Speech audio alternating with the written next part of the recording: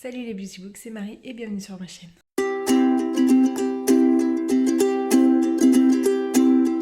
J'espère que vous allez bien, on se retrouve pour un nouveau reading vlog et ce sera pas que un reading vlog puisque vous voyez peut-être à la qualité de la caméra, on n'est pas avec mon appareil photo puisque on est avec mon téléphone. Aujourd'hui on est samedi 31 juillet je crois et c'est l'heure du départ en fait. Regardez, il y a toutes les valises qui sont là. Donc il doit être 16h je pense, pas loin. J'ai tout fait, je me suis lavé les cheveux, j'ai fait les valises, j'ai tout rangé, j'ai arrosé les plantes. Normalement j'ai plus rien à faire. Le prochain point que j'ai à faire c'est poster ma vidéo, à la programmer pour demain matin. J'ai des méga stars. Ne faites pas attention, je suis en train de chier un col avec ma routine typologie. Il faut vraiment que je reprenne les choses en main. Et il faut que je m'habitue à vous regarder dans les yeux. Bref, du coup oui, donc je pars en vacances pendant 2 semaines. Donc j'ai décidé de vous emmener avec moi. Je sais pas si je vais beaucoup parler. Je ne pense pas puisque on sera rarement que tous les deux avec mon chéri pendant ces vacances. Le programme c'est que ce soir, donc je vais le chercher, il finit à 19h, je vais le chercher, on fait une première halte pour dormir à Clermont-Ferrand puisque on descend à Montpellier pour 2 jours voir ma soeur et en fait vu qu'il travaillait aujourd'hui, ça faisait beaucoup de route. On serait arrivé vers 4-5 heures du matin, autant vous dire que c'est hors de question. Donc on a fait la route en 2 fois et on voulait pas partir demain matin très tôt pour d'une, pas être fatigué quand on arrive à Montpellier et de deux, arriver le plus tôt possible à Montpellier puisqu'on reste que 2 jours. Voilà, ensuite mardi après-midi on prend la direction de Perpignan pour voir la famille de mon copain qu'on n'a pas vu depuis 1 an et demi. Donc avant le Covid on y était allé au mois de janvier je crois, janvier 2020. Et donc voilà, donc on va se poser 3 jours je crois là-bas. Et vendredi on prend la direction de la Dordogne pour 1 semaine avec des amis. On a loué un gîte là-bas, donc j'espère que ça va être cool. Et ensuite on part 2 jours à Châteauroux sur le chemin du retour. Donc voilà le programme. Ça nous évite, comme ça on profite au maximum des 2 semaines qu'on a, parce que déjà 2 semaines c'est pas beaucoup, mais alors là on a vraiment casé les 2 semaines, on part du début jusqu'à la fin et ça c'est plutôt cool, on rentabilise le maximum de nos vacances. Et du coup c'est pour ça, voilà, vous comprendrez peut-être que je vous parlerai peut-être pas beaucoup. J'ai pris ma liseuse blindée de livres et d'autres romans. J'ai pris La Petite Conformiste que je vous montrais dans mon précédent vlog puisque c'est ma belle-mère qui me l'a prêté et du coup je me suis dit que j'allais le lire. En plus il est assez court. J'ai pris ça. J'ai pris La Ferme du bout du monde du coup de Sarah Vaughan. Faut que je regarde si j'ai mon casque d'ailleurs. Parce que je me dis que peut-être que c'est la lecture audio qui ne me convient pas en ce moment, mais que la lecture papier me conviendra mieux. On verra bien. J'ai pris un Agnès Martin-Lugan, je ne sais plus lequel c'est. Bref, je vous le montrerai dans ce vlog. Et j'ai pris aussi en papier le Sophie Jomain, donc c'est M'asseoir 5 minutes avec toi, puisque c'est assez fin, donc voilà. Et puis comme ça me permettra peut-être de refaire des photos pour Instagram, ce serait bien. Mais dans tous les cas, si je suis pas dans les moods de ça, j'ai toujours ma liseuse qui est blindée de livres. Et franchement, si j'arrive pas à trouver un livre avec tout ce que j'ai dans ma liseuse, c'est que je le fais exprès. Après, je sais pas si je vais prendre beaucoup de temps pour lire, si ça va être une des vacances très livresques ou pas. On ne sait pas, on verra bien. Et voilà, je voulais vous parler aussi de mon dernier coup de cœur puisque j'ai lu un Agnès Martin-Lugan, c'est J'ai toujours cette musique dans la tête. L'histoire, on suit un couple, donc Vera et... j'ai déjà su... Yanis. Ouais. Vera et Yanis, donc c'est des jeunes parents de 3 enfants. Yanis travaille avec son meilleur ami qui n'est autre que le frère de Vera. Et donc tout va bien dans leur couple, ils sont mariés, ils ont 3 enfants, ils s'entendent très bien, ils ont rarement des engueulades, mais parce qu'ils communiquent beaucoup.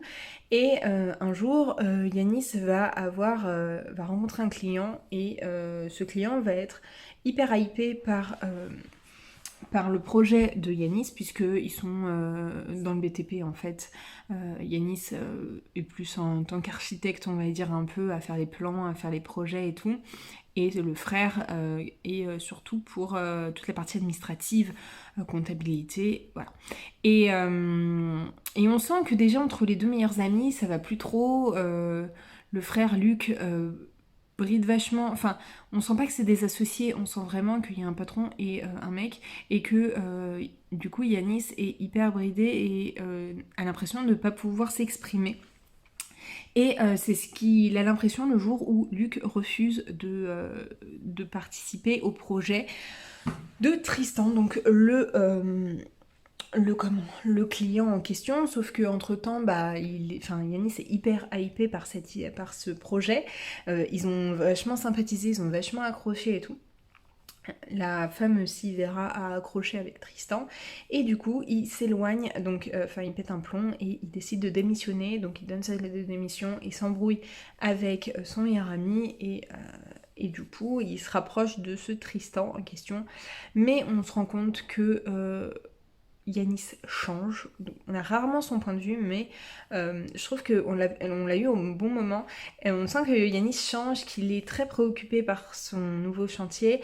En fait, il se met à son compte, il est aidé par Tristan qui lui rapporte les fonds pour pouvoir se lancer lui-même à son compte. Et on sent qu'il est de plus en plus distant, il est rarement là. Quand il est là, il est très énervé contre les enfants. Bref, il se passe beaucoup de choses, on se questionne beaucoup sur ce Tristan, on se dit qu'un mec qui connaît depuis 2 minutes, c'est bizarre qu'il lui offre autant de trucs. Donc bon, il nous dit que c'est qu'il croit vraiment en cette personne, donc qu'il veut lui donner un coup de pouce. Et ça peut se comprendre, franchement ça peut se comprendre. Mais c'est vrai que moi j'ai été tout hyper sceptique par ce jeune homme. Je pense que j'aurais été très méfiante d'une nouvelle personne qui vous offre beaucoup d'un coup.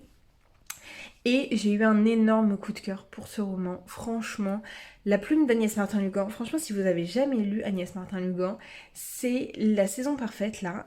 Que ce soit sur la plage, pendant les vacances, quand il fait beau et tout.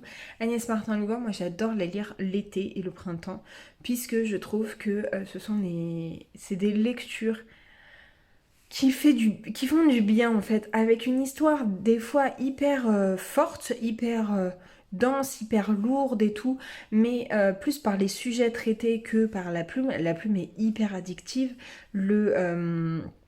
Les histoires sont toujours hyper passionnantes, souvent les romans sont assez courts, mais on est directement hypé par les personnages sont hyper attachants. Moi j'ai adoré ce couple, cette famille même, puisque les enfants ont tous leur utilité dans ce roman, et voilà, donc il y a des choses pour lesquelles j'avais plus ou moins vu la chose arriver, mais j'ai quand même été surprise. Je m'attendais pas à ce que ça se passe comme ça. Enfin, de toute façon, j'avais même pas le résumé en tête. Je l'ai acheté sans avoir le résumé. C'est-à-dire que maintenant, les Agnès Martin-Lugan, je les achète sans avoir les résumés. Et celui que j'ai pris d'ailleurs, je ne sais absolument pas de quoi il parle. Mais à chaque fois, elle a les mots justes, elle arrive à bien cerner à bien nous faire attacher les personnages, à avoir un dénouement qui tienne la route, toutes des péripéties qui tiennent la route, et je trouve ça méga bien. Franchement, je sais qu'il y en a pas beaucoup qui sont adeptes du contemporain, enfin je crois pas, qui me suivent. Mais franchement, ça fait du bien. C'est une lecture que moi, j'aime bien faire parce que ça me prend en plus pas longtemps. Souvent, en 2, 3, 4 jours max, je l'ai terminé. Celui-là, je l'ai vraiment savouré et pourtant, je l'ai fini assez rapidement. Mais ouais, franchement, j'ai trop, trop, trop aimé. C'était vraiment un coup de cœur. C'est un de mes préférés. Les plus connus d'elle sont... Les gens heureux lisent et boivent du café et la suite. Mais je vous avoue que j'ai pas eu cette même hype que les 3 autres que j'ai lus. Donc c'est celui-là, j'ai toujours cette musique dans la tête. Il y a aussi Désolée, je suis attendue et À la lumière des grands jours ou un truc comme ça. Oui, À la lumière du petit matin, qui était une histoire sur la reconstruction sportive d'une gymnaste et le deuil et pas mal de petites choses comme ça. Et ouais, j'ai adoré. Et donc là, celui que j'ai pris, c'est Entre mes mains, le bonheur se faufile. Je vais vous lire d'ailleurs le résumé. J'ai peur de me gâcher la lecture, mais je pense que je le lirai pas tout de suite. Donc je vous lirai. Donc il y a marqué. Depuis l'enfance, Iris a une passion pour la couture, dessiner des modèles, leur donner vie par la magie du fil et de l'aiguille. Voilà ce qui la rend heureuse. Mais ses parents n'ont toujours vu dans ses ambitions qu'un caprice. Les chiffons, ce n'est pas convenable et Iris, la mort dans l'âme, s'est résignée. Aujourd'hui, la jeune femme étouffe dans son carcan de province, son mari la délaisse, sa vie semble s'être arrêtée, mais une révélation va pousser Iris à reprendre en main son destin. Dans le tourbillon de Paris, elle va courir le risque de s'ouvrir au monde et faire la rencontre de Marthe, égérie et mentor troublante et autoritaire. Portrait d'une femme en quête de son identité. Ce roman nous entraîne dans une aventure diabolique dont, comme son héroïne, le lecteur a du mal à se libérer.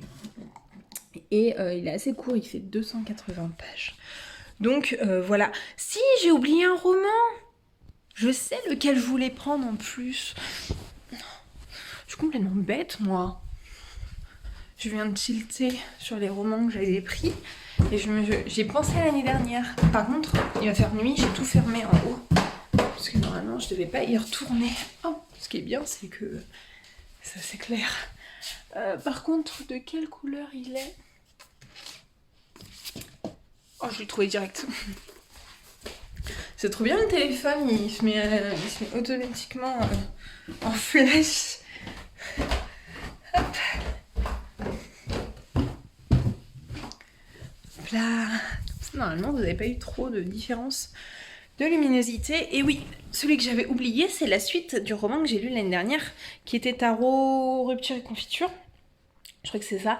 Et donc là, c'est Biberon, Vodka et Déambulateur. Ça fait plein de reflets. De Céline Olinsky, donc Céline H sur YouTube, et donc la femme ou copine, je sais pas, ou compagne, de Fabien Olicard. Et j'avais adoré le premier tome, donc voilà, je l'avais lu en 2 jours. Je pense que celui-ci aussi, je le lirai peut-être à Perpignan, celui-là. Je pense que je vais commencer par celui-ci. Bref, j'ai mal au bras. Donc je vais vous laisser, ça fait 13 minutes que je vous parle en plus. Donc c'est bien assez. Et je sais pas quelle heure il est. Il est 15h52, donc quasiment 16h. Dans 2 heures, je m'en vais. J'ai nettoyé la voiture aussi. Donc là, j'ai vraiment plus rien à faire. Je vais chiller un max. Et ensuite, le temps que je démette toutes mes affaires dans la voiture, ça je pense qu'il y en a pour 5-10 minutes. Et puisque en plus mon copain n'est pas là, donc je vais devoir me débrouiller toute seule. Et puis après partir. Et c'est le début des vacances. J'ai du mal à me dire que c'est le début des vacances. Je vous avoue que mon mental est perturbé. Je sais pas comment ça se fait, mais bon. Bref. Je vous laisse et je vous retrouve un peu plus tard. Je pense que je vous mettrai des petites images. Mais voilà, bref. Ça me fait plaisir quand même de vous retrouver. Et vous, en fait, vous n'aurez pas eu de vlog pendant 3 semaines. Mais j'espère que j'aurai des trucs assez sympas à vous montrer. Voilà, je vous laisse.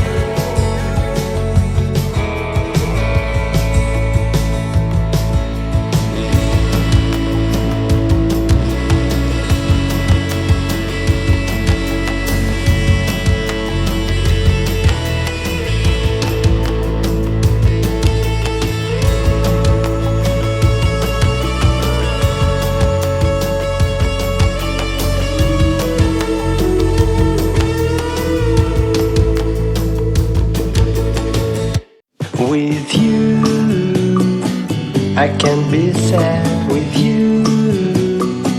Just take my hand and fly up through the dreams where the skies are so clear. With you, I wanna stay with you. With you, I love the way that you love me today. Let's run up through the fields where the sun shines and heals. With you, I wanna stay with you. It's been so cold since you have been gone. Like I was told, you're the only one.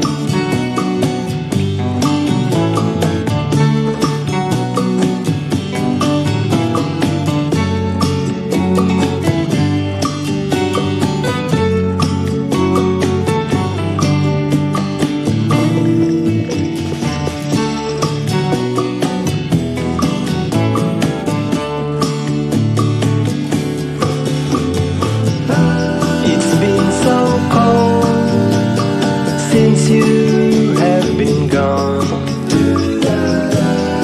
Like I was told, you're the only one.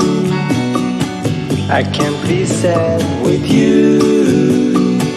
Just take my hand and fly up to the dreams where the skies are so clear.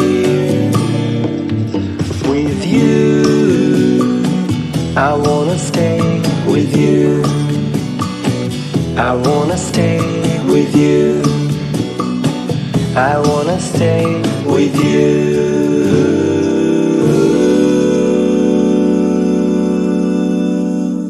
With you, I can't be sad with you. Just take my hand and fly up through the dreams where the skies are so clear. With you, I wanna stay with you. With you, I love the way that you love me today. Let's run up through the Ouh, hello. On se retrouve de vive voix puisque c'est la fin des vacances. Je crois que je ne vous ai pas du tout pris de vive voix. Donc j'ai pas mal de petits trucs à vous dire. Mais vous avez vu tout au long du séjour mes petites images. Et franchement c'était beaucoup trop cool de pouvoir vous faire ça et tout. Je t'ai fait en même temps mes pochettes à livres. J'avais pris 2 pochettes à livres. Ah. Mais ouais, c'était beaucoup trop cool de pouvoir vous faire tout ça en images. J'espère que ça donnera bien, que ça rendra bien. Donc voilà, pour vous refaire un peu le périple, vous expliquer ce que vous avez vu en images. On est descendu du coup sur Montpellier au début pour aller voir ma soeur. On n'est resté que 2 jours. On a été à la mer le premier jour et on est allé dans les Cévennes à la rivière le deuxième jour. Je sais qu'il y a des images de la rivière mais pas forcément de la mer je crois. De toute façon je vous aurais mis normalement à chaque fois les petits titres pour vous dire à quoi ça correspond. On est allé également le dernier midi, en fait on est parti dans l'après-midi, le mardi après-midi, et le mardi midi on est allé au marché du Lez, au Halles du Lez, c'est à Montpellier et c'est vraiment trop cool. C'est un endroit où vous avez un peu plein de petits stands avec de la bouffe d'un peu partout. Mais par contre on a un peu trop papoté, du coup quand on a commencé à vouloir manger tout était fermé, donc on s'est pris que des frites, des frites belges hyper bonnes avec de la bière vraiment artisanale et tout, franchement hyper bon. Mais je me dis que la prochaine fois, il y avait tellement de trucs à goûter, il y avait du japonais, même de l'argentin avec des empanadas, enfin il y avait énormément de choses. Et du coup ça donnait trop envie, des tapas, et de tout. Donc c'était c'est à refaire et cette fois-ci on va y aller assez... on va arrêter de trop papoter, hein, et on va se servir rapidement à manger. Donc ensuite on est parti sur Perpignan pour aller voir la famille de mon copain, puisque j'ai mon copain qui a toute sa famille, enfin 3 quarts de sa famille là-bas. Et donc cette fois-ci on est resté 3 jours, donc on est arrivé en fin d'après-midi, donc on n'a pas fait grand chose à part voir son père, enfin voilà, discuter et tout. Le lendemain il a plu, mais vraiment il a plu, donc on en a profité pour aller voir la famille, les grands-parents, une cousine de sa mère aussi, enfin bref, on avait pas mal de monde. Et le dernier jour, non, le deuxième jour, donc le jeudi, on est allé à la mer, au Barcarès. C'était cool, il y avait beaucoup de vent, beaucoup de monde. C'était assez compliqué pour se baigner parce qu'il y avait beaucoup de vagues. Et puis la plage était comme ça en fait. Dès qu'on commençait dans l'eau, on avait directement les genoux trempés et ensuite direct le bassin. Enfin bref, on allait dans l'eau assez rapidement. Et du coup, voilà, donc c'était un peu compliqué, il y avait beaucoup de monde. Voilà, on s'est quand même posé. Et du coup, le lendemain, on est parti direction la Dordogne. Et là, on est passé une semaine en Dordogne avec nos amis, qui habitent juste à côté de chez nous, qu'on voit assez régulièrement. Mais on n'était jamais partis ensemble, on s'était jamais vu plus d'une soirée ou d'une journée. Et franchement, c'était trop cool parce que du coup, les mecs ont pu se défouler au sport et ils ont fait du badminton à peu près tout le séjour. Il y avait ping-pong. En fait, le gîte était vraiment beau. J'ai pas trop fait le tour de l'intérieur, mais l'extérieur c'était hyper sympa. En fait, il y avait que 4 gîtes, il y avait une piscine qu'on se partageait, donc des fois on était tous à la piscine, c'était trop bien. Le gîte était hyper sympa, un peu loin de tout, beaucoup de mouches, des fois des odeurs un peu de fumier, mais bon, ça, le gîte il y peut rien. Hein. Mais après, une infrastructure hyper bien. De quoi faire du volley, du badminton, du ping-pong, du baby-foot, du vélo d'appartement, enfin que des trucs comme ça, hyper bien. Donc là on a pas mal bougé. Le samedi on n'a absolument rien fait puisqu'en plus c'est pas hyper beau, on est resté chiller à faire le programme aussi de la semaine. Le dimanche on est parti à Saint-Cyprien pour le marché, hyper sympa, il y avait beaucoup de monde mais la ville était hyper sympa. Donc on a fait un bon plein au marché, on a acheté des trucs, franchement ça a donné trop envie, du petit tzatziki, du petit houmous, des petits saucissons et tout, bref, trop bien. On a fait beaucoup trop la cuisine, enfin beaucoup trop de courses, donc on est reparti avec de la bouffe carrément. Et donc on a fait ça, le lendemain on a fait Bergerac et ensuite on voulait faire Montbazillac puisque c'était juste là, mais il fallait le pass sanitaire donc on a fait juste la boutique du Montbazillac. On est quand même reparti avec à boire et à manger parce que moi en plus le Montbazillac j'adore ça. Le lendemain, enfin le jour d'après on a fait... alors à dimanche, lundi... Ouais, c'est ça. Ensuite, on a fait du coup, on est parti du côté de Sarlat. Donc on a fait la ville de Sarlat, la ville de Dôme et la ville de Belvès. Sarlat, hyper mignon, un beau petit centre-ville en piéton, etc. Dôme, un panorama de ouf, une ville, un petit village en hauteur, un peu fortifié, piéton et tout. Franchement hyper beau, avec une vue mais magnifique. Et Belvès, c'est là où il y avait des troglodytes. Mais on a été un peu déçus parce que déjà on l'a fait après Sarlat et Dôme et du coup Sarlat et Dôme c'était tellement waouh que là c'était beaucoup plus petit. Puis tout ce qui est troglodyte souvent c'est en souterrain donc fallait faire une visite, on n'en pouvait plus, on a hyper chaud, on a fait que monter, que marcher et tout, donc on était un peu au bout de notre vie. Donc voilà, ensuite le jour d'après on a fait du canoë et donc là on est passé devant des endroits sublimes, des châteaux, on est passé devant la Roque-Gageac, devant Benac, il y avait des grands châteaux et tout que nous on n'a pas fait du coup puisque on a... Ah j'ai oublié un truc, puisque on a comment... On n'avait pas de passe sanitaire donc il y avait beaucoup de choses pour lesquelles il y avait besoin du passe sanitaire, donc on a fait 25 km de kayak.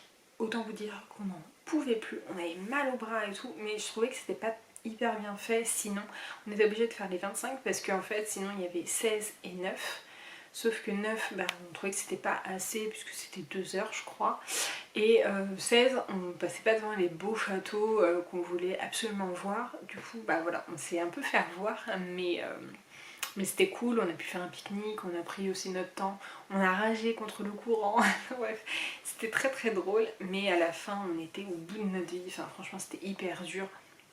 Puis c'est pas comme si on fait du kayak tous les 4 matins non plus. J'ai oublié dimanche après Saint-Cyprien, du coup on a passé la journée au gîte et ensuite on est allé voir le gouffre de Promessac. Donc ça j'ai pas pu faire de vidéo, c'était interdiction de filmer, mais hyper intéressant, une visite très sympa où on descend dans le gouffre et on a toute l'histoire du gouffre, on a une animation, images et sons, vraiment très sympa. Et donc voilà. Et le jeudi, on était censé aller à la rivière et faire un petit village, le village de Limeuil, qui était pas très loin de chez nous, parce que c'était plein de trucs artisanal, parce que j'ai trop envie de dire artinasal, mais parce que je sais qu'on dit pas ça, mais c'est drôle, et qu'on a toujours eu l'habitude comme ça de le dire dans la famille. Et au final, on était rincés. On s'est dit c'est le dernier jour, donc on va rien faire. Donc on n'a rien fait, on est allé à la piscine. En plus il était très lourd, c'était très orageux et tout, donc pas très cool pour aller se balader non plus. Donc en fait on n'a rien fait, on a chillé à mort. Voilà, et puis vendredi du coup on est parti. Déjà on a fait un arrêt chez ma tante et mon oncle, puisqu'ils habitent à 1h30 en Dordogne, mais vers le haut. Du coup parfaitement sur notre chemin. Donc on s'est arrêté pour manger. Et puis ça faisait longtemps que je les avais pas vus, donc voilà, ça faisait du bien. Et voilà, ça nous a fait une pause, on a mangé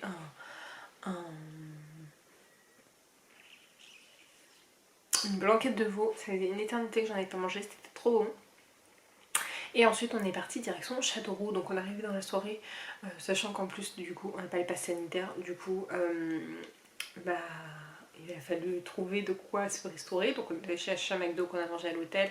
Au final on a réussi à se nourrir, on est allé chercher des trucs et on est allé les manger à l'hôtel à chaque fois. Et donc on a passé la soirée à l'hôtel et le lendemain on a voulu faire le tour, donc hier on a voulu faire le tour de Châteauroux. Autant vous dire que Châteauroux, en 1h, 1h30, le tour est vite fait. Il n'y a pas grand chose à voir, il n'y a pas de truc extraordinaire. Il y a une belle église ou cathédrale, je sais jamais si c'est l'un ou l'autre. Mais c'est tout. Mais du coup on a flâné un peu dans des boutiques et on est allé voir on est passé devant une librairie spécialisée dans le graphique et tout, donc hyper sympa. Normalement j'ai pris des petites vidéos et j'avais vu qu'il y avait une très ancienne librairie et on y est allé et ça j'étais un peu déçue, même si j'ai voulu absolument acheter un truc, parce que voilà, il fallait marquer le coup et c'est une librairie indépendante, enfin bref, j'avais envie de marquer le coup, mais j'étais quand même assez déçue et en fait j'ai vu qu'ils avaient déménagé, donc je m'attendais vraiment à une ancienne librairie en bois et tout, vraiment dans l'ancien, et c'est pas trop ce que j'ai eu. Donc voilà, pendant ce séjour, on a pas mal bougé, je pense, j'ai pas regardé le nombre de kilomètres qu'on a fait, mais je pense qu'on a fait 2000 à peu près en 15 jours, ce qui est pas mal, on a fait pas mal de voitures. Sachant qu'on n'a pas roulé à chaque fois pour en Dordogne, on tournait, une fois c'était nous, une fois c'était nos amis, donc voilà. Pendant ces vacances j'ai lu quand même 5 romans et je me suis acheté 2 livres, donc je vais vous montrer tout ça, je suis hyper fière. Franchement quand j'ai pris tous les livres avec moi je me suis dit mais jamais de la vie je vais tous les lire. Franchement tu rêves, t'es un peu trop optimiste, et en fait je les ai terminés avant la fin, enfin juste un petit peu avant la fin de mon séjour en Dordogne, et j'ai pas recommencé le livre parce que à Châteauroux j'avais pas envie. J'ai plus regardé des vidéos et tout, donc je vais vous présenter tout ça, je vais vous faire un rapide update lecture, parce que cette vidéo va durer quand même pas mal longtemps. Donc le premier livre que j'ai lu, c'est celui que j'ai failli oublier, puisque c'est Biberon, Vodka et Déambulateur de Céline Olinsky. Donc c'est la suite de Rupture, Tarot et Confiture. Je vous ai déjà fait mon avis sur Instagram. J'ai bien aimé ce roman. Je trouve que Céline Olinsky, elle a une plume qui est hyper agréable, qui est très fluide et qui est très drôle. Elle met beaucoup d'humour dans ses romans, et on le voit un peu au titre. Mais j'avoue que j'ai préféré un chouïa rupture tarot et confiture. J'avais passé un meilleur moment, même si là j'ai passé un très très bon moment.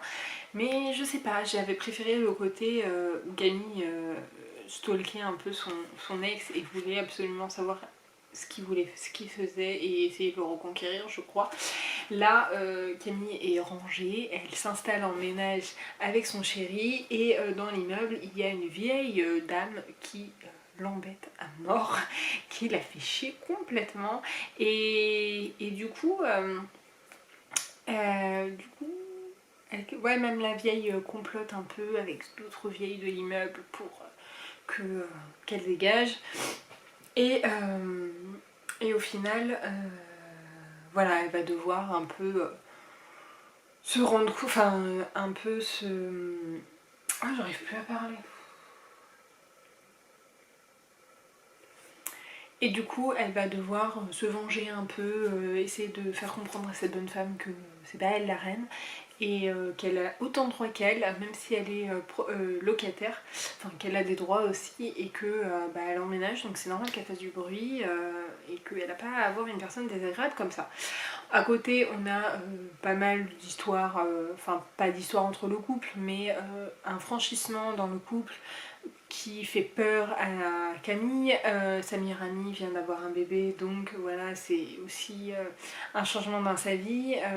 Elle rencontre une personne lorsqu'elle fait un reportage dans une maison de retraite et donc cette personne va un peu fuguer pour qu'elle l'emmène en Angleterre lors d'une interview, enfin bref, que des petits trucs comme ça et franchement c'est trop trop drôle, c'est vraiment, alors c'est écrit très gros, c'est avec des marges de ouf et il n'y a que 285 pages, mais franchement c'est un livre parfait, c'est une duologie parfaite pour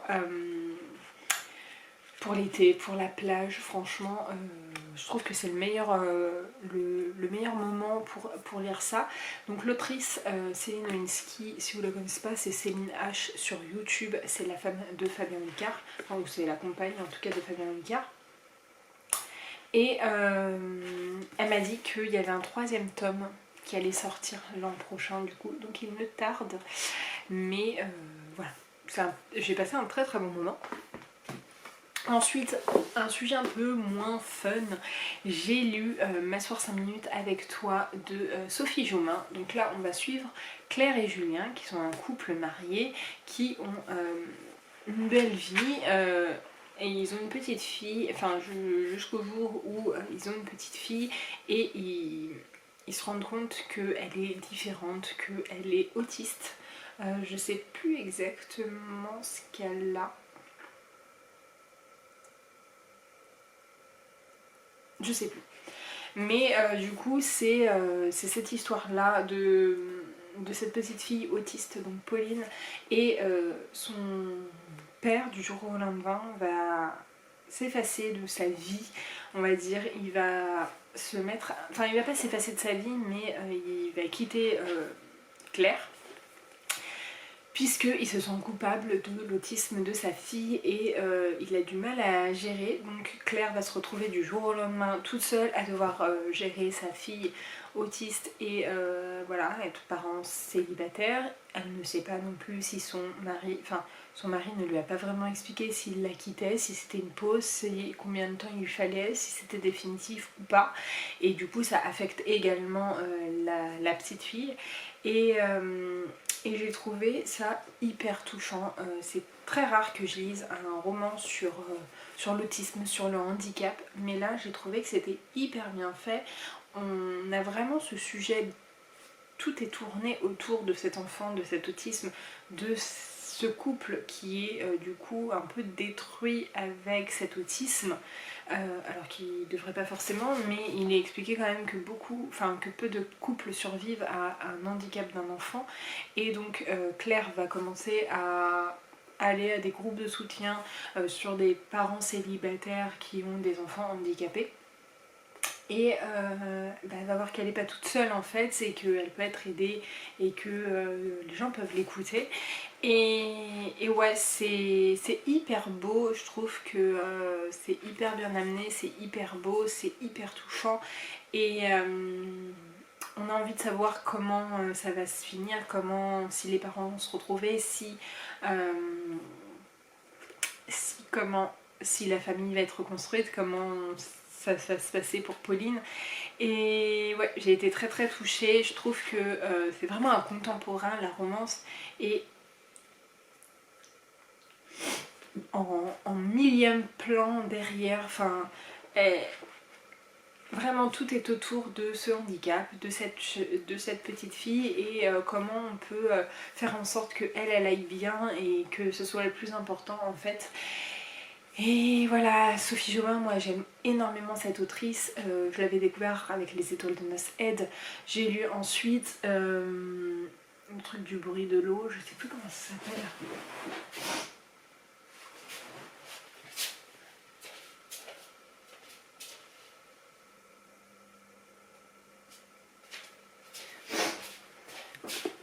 C'est Et tu entendras le bruit de l'eau, que j'avais beaucoup aimé. Et franchement là, elle m'a énormément touchée. J'avais lu la romance de Noël aussi, qui était partie chez Charleston, publiée chez Charleston. Et là, franchement, elle m'a vraiment touchée. C'est une belle histoire. Ça va pas non plus hyper en profondeur. Je pense qu'on aurait pu avoir un peu plus... Enfin, j'aurais pu avoir un peu plus d'émotion. C'est quand même très court.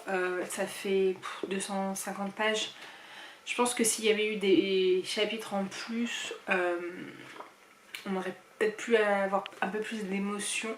Mais les personnages sont très touchants, ça se lit tout seul, c'est très beau et ça change de... Enfin, du coup, c'était un bon contraste avec le roman précédent.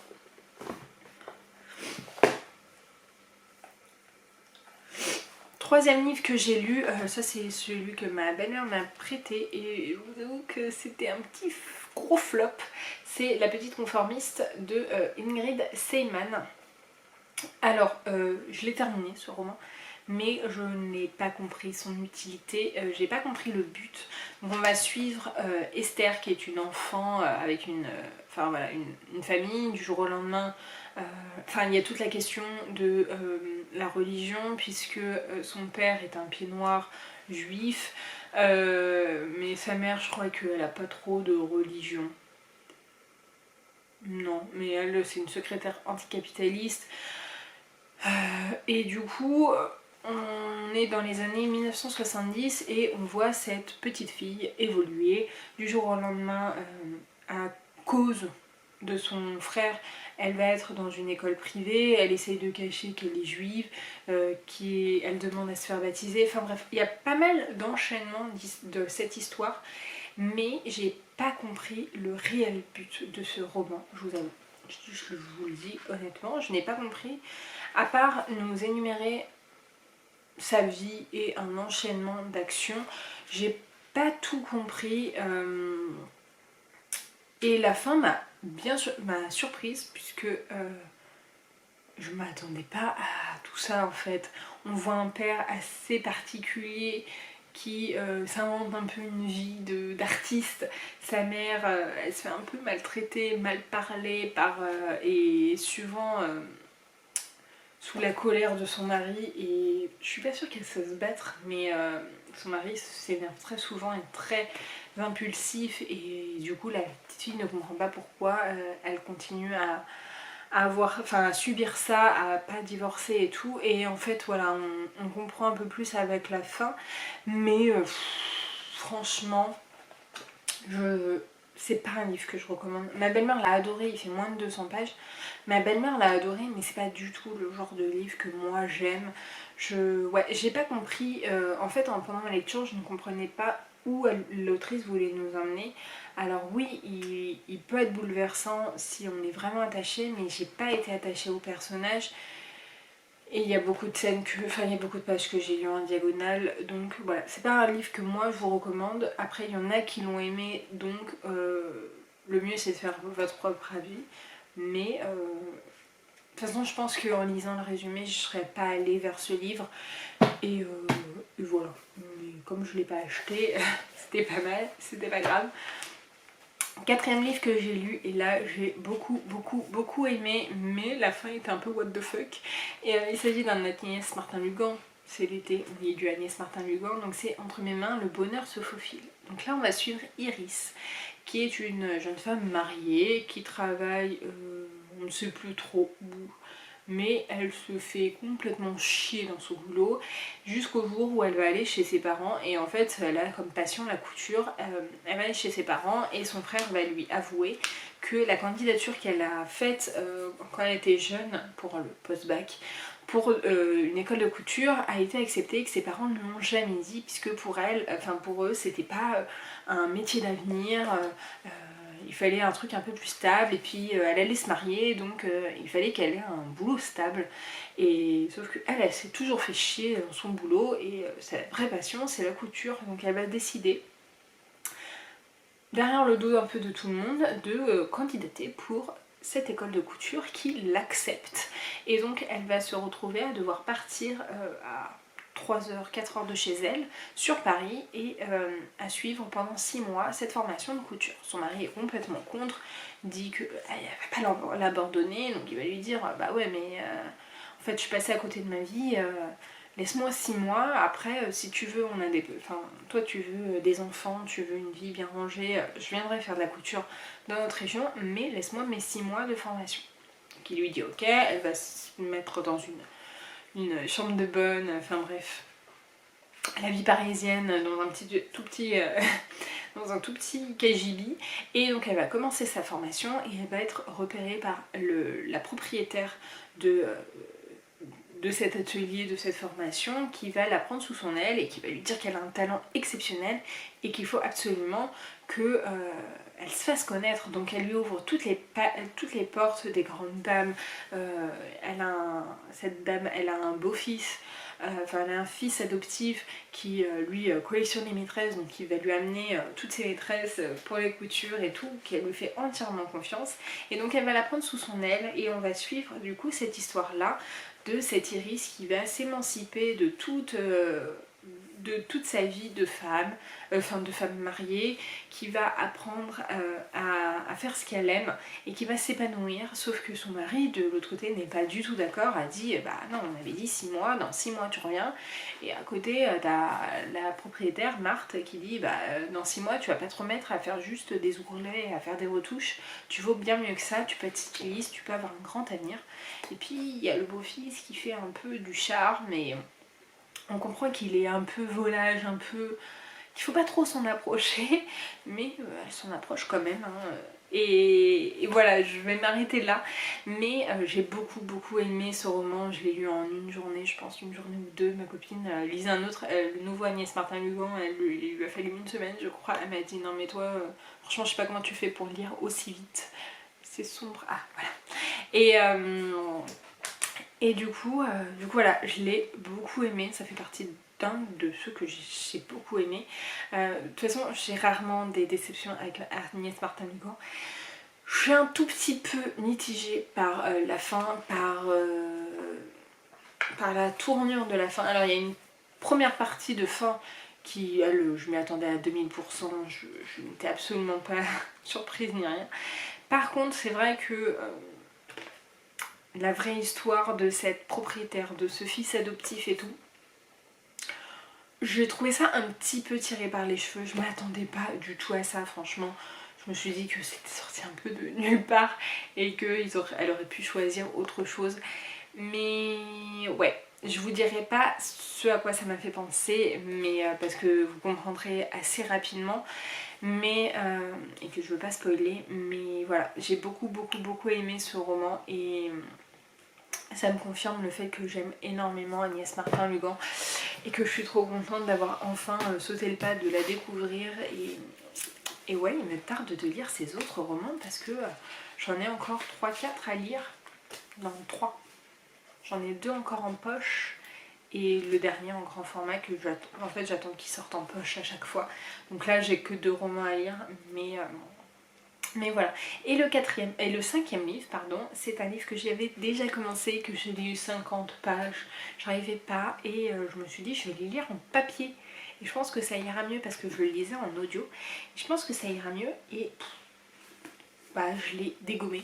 Il s'agit de La ferme du bout du monde de Sarah Vaughan. Je vous en ai déjà parlé dans dans les vlogs précédents.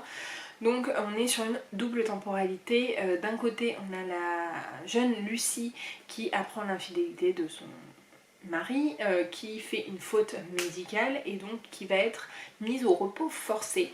Et elle va décider de retourner dans la ferme de son enfance où il y a sa mère et son frère qui sont toujours en train d'utiliser, et il y a la grand-mère aussi, qui sont toujours en train d'être dans la ferme et de faire tourner la ferme, mais elle n'y a pas remis les pieds depuis le décès de son père, puisque c'est un décès qui l'a énormément bouleversée, et donc elle va décider d'y retourner, et là elle va voir que la ferme est à 2 doigts d'être vendue, elle a des dettes, enfin ils ont des dettes de plus de 100 000 euros, et du coup que c'est un peu compliqué, et de l'autre côté, la double temporalité, on se retrouve pendant la Deuxième Guerre mondiale, encore moins, toujours dans cette même ferme, et là on va suivre l'histoire de la grand-mère de Lucie, et de sa jeunesse pendant la guerre, et bah, c'était hyper beau. C'était bouleversant. Alors moi, il y a 2 sujets qui me touchent le plus. Un sujet dont je vais pas vous parler puisque ça vous spoilerait ce livre, mais quand j'ai vu ça, voilà. Et l'autre, c'est la Seconde Guerre mondiale, et je trouve que il est hyper beau, il est hyper bouleversant, il est assez gros, mais franchement je l'ai lu en 3 jours. Il y a quasiment 500 pages, mais je l'ai lu en 3 jours. J'ai pris une claque. Vraiment, je pensais pas, mais j'ai vraiment pris une claque. Je l'avais acheté chez Easy Cash et je ne regrette absolument pas.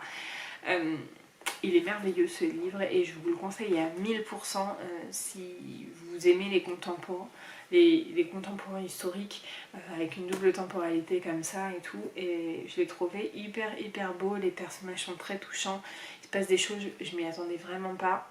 Et voilà, je vous le recommande. Franchement, je peux pas vous dire autre chose que je vous le recommande parce que j'ai pas les mots en fait pour décrire ce livre, et voilà. C'est un livre à lire. Donc voilà pour le bilan de mes 5 lectures. Ça fait une demi-heure que je vous parle, donc je vais me dépêcher. J'ai acheté 2 livres. Tout d'abord à la librairie, donc Librarix, j'ai vu un comics qui est sorti l'année dernière, des 4,90 de l'année dernière, et j'ai foncé dessus. En fait je les avais complètement loupés et du coup je me suis dit bah c'est maintenant ou jamais, tu ne le retrouveras pas, donc je l'ai pris. J'ai demandé à la personne qui était à la caisse si elle en avait d'autres, et ils m'ont dit que non, et là je vois qu'il est abîmé. Bon c'est pas très grave, je pense que c'est moi qui l'ai abîmé. J'ai pas fait attention. Donc c'est Harley Quinn complètement marteau, donc il m'a coûté 4,90 € et il faut vraiment que j'arrive à me trouver les autres. Donc je sais que j'ai un copain qui a la vraie BD, pas les 4,90 mais la BD de base de la cour des hiboux. Moi j'ai acheté le Wonder Woman à ma copine Alix, et du coup bah, il va falloir que je les lise, puisqu'en plus cette année je ne les ai pas lus non plus. J'ai pas été trop dans une phase de graphique, mais pourtant j'aime beaucoup ça. Et donc ça je l'ai dit déjà, enfin de toute façon ce haul je l'ai déjà dit sur Instagram. Juste que j'essaye de reprendre une routine Instagram assez punch. Et donc ça je l'ai lu, enfin je l'ai acheté du coup à la librairie des Arcanes, donc à Châteauroux, la vieille librairie comme je vous disais. Et ça a été totalement, mais alors totalement influencé par Rémi du compte Instagram l'encre de la magie. Je vais dire les mots de l'imaginaire, mais non, ce n'est pas Rémi. Donc de l'encre de magie, puisqu'il en a parlé énormément. Et il nous a dit qu'il avait un énorme coup de cœur là-dessus. Et en fait le matin même j'ai vu une vidéo de Floffy, je sais plus comment on dit, mais c'est une personne que je suis depuis pas très longtemps. Et il a dit qu'il lisait jamais de fantasy, mais qu'il avait entendu ça du coup de Rémi de l'encre de la magie, et que ça lui avait donné trop envie, qu'il l'avait lu et qu'il avait adoré. Donc il s'agit du Son de la Cité, donc le tome 1 de Capitale du Sud, de Guillaume Chamanadjian. aux forges de Vulcan. Donc voilà un peu la couverture, mais je pense que vous l'avez vu passer énormément de fois. Et apparemment c'est une double trilogie. Donc il y a Guillaume qui va sortir 3 tomes sur la capitale du Sud, et en face je crois qu'il y a sa compagne Cécile de Villiers ou un truc comme ça, je sais plus comment elle s'appelle. Je sais plus. Je crois qu'il y a marqué derrière.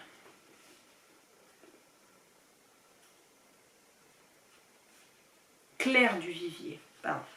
Claire du Vivier, et donc qui va sortir Citadin de demain, qui est le premier tome de Capitale du Nord, qui paraîtra en octobre 2021, puisqu'il y a les premières pages derrière, et du coup il me donnait trop envie. En plus j'hésitais du coup entre celui-ci et Les Voleurs de Fumée, et il y a une personne à la librairie qui est arrivée en me disant bah j'ai lu celui-ci, qu'est-ce que vous me conseillez d'autre, qui parlait à la libraire, et donc elle a pris le dernier Voleurs de Fumée. Quand je me suis un peu attardée là-dessus, elle m'a dit franchement il est trop bien, faut le lire, moi je viens de le lire, j'ai trop aimé et tout. Donc bon voilà, je n'ai pas résisté, c'était le dernier, donc je l'ai pris, je l'ai vu, je l'ai pris. J'ai hésité un petit peu quand même, mais quand elle a pris Les Voleurs de Fumée, je me suis dit que non.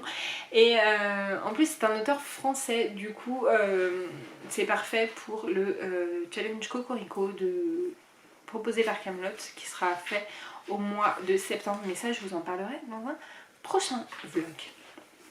Donc voilà, je vais vous lire le résumé. Donc c'est enfermé derrière 2 murailles immenses. La cité est une mégalopole surpeuplée, constituée de multiples duches. Commis d'épicerie sur le port, Nox est lié depuis son enfance à la maison de la Kawan, la tortue de mer.